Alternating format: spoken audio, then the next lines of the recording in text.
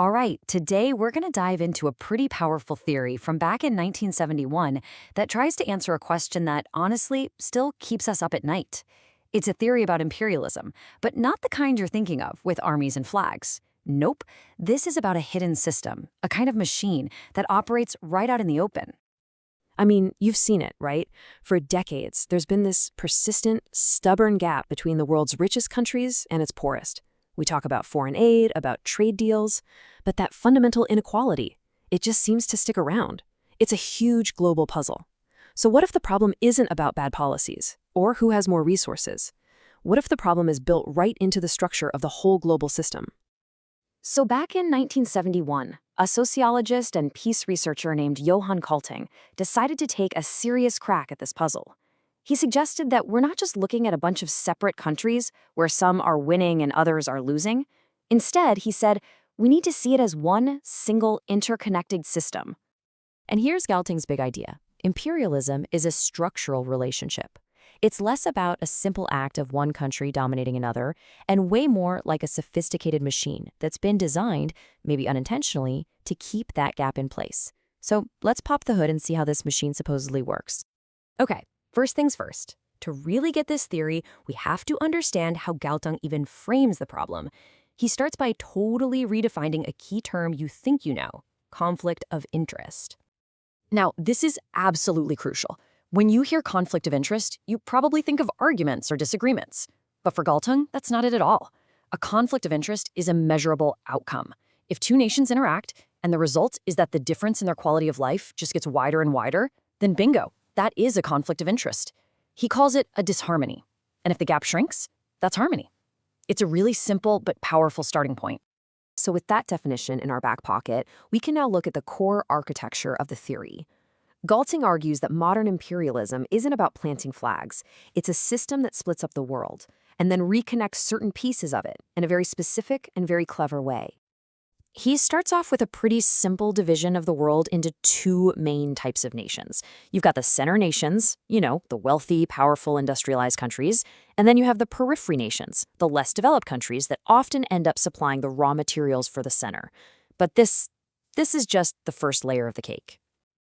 And here's where it gets really, really interesting. Galtung says that each of these nations also has its own internal center and periphery. So that gives us four key groups to play with. You've got the elites in the rich nation, the regular folks in the rich nation, the elites in the poor nation, and finally, the regular folks in the poor nation. And this right here, this is the absolute core of the machine. The theory states there's a harmony of interest between the elite of the center and the elite of the periphery. Their living conditions improve together. At the same time, the biggest gap, the highest level of disharmony, is within the poor nation, between its own elite and its masses. This structure, he argues, is what prevents the masses in both countries from ever finding common ground. Galtung has a great term for this link between the two elites. He calls it a bridgehead. It's basically a partnership for their mutual benefit. The elite in the periphery nation ends up acting as a kind of local manager, facilitating a system that makes them wealthy while also funneling value and resources back towards the center nation. So, if that's the architecture, what powers it? What keeps the machine running? Well, Galtung identifies two key mechanisms that are actively driving this whole engine of inequality. The first one is called the vertical interaction relation. It sounds a little academic, but it's really all about the kind of trade and exchange that happens between the center and the periphery. And he says it's fundamentally, deeply unequal. To really get this, just imagine a center nation that makes tractors and a periphery nation that provides the oil for the factory. The deal isn't just about the market price of oil versus tractors. The nation that processes raw materials, the one that turns iron ore into a complex tractor, gets all these huge secondary benefits. Galtung calls them spin-off effects. You build new industries, you develop research and skills, and you create this whole psychology of self-reliance. And the nation that just extracts the oil? Well, they get a depleted resource and what he calls a psychology of dependence. This difference in processing is a massive hidden engine, driving the development gap. Okay. The second mechanism is what protects the system. It's called the feudal interaction structure, and it's basically all about controlling who is allowed to talk to whom. This is essentially a very sophisticated divide and rule strategy.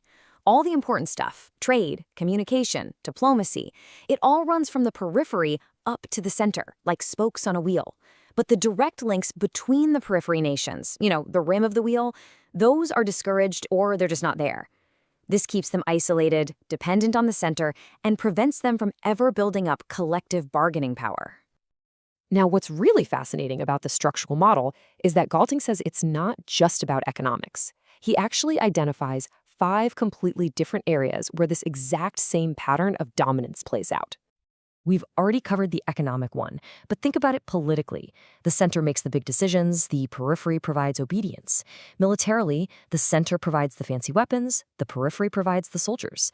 For communication, the periphery has raw events, which the center-based news agencies process into what we call news. And culturally, the center provides the teachers and defines what counts as real knowledge, while the periphery provides the learners. See how they all lock into place and reinforce each other? So has this system always been the same? Galtung says no.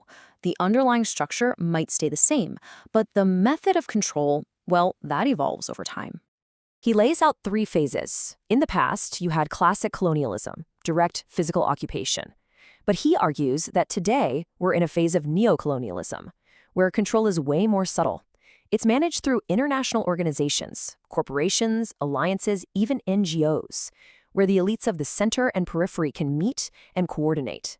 And he even predicted a future phase of neocolonialism, where control is exercised through instant, flexible communication networks. Pretty prescient, huh? And this really brings us to the core takeaway of the whole thing.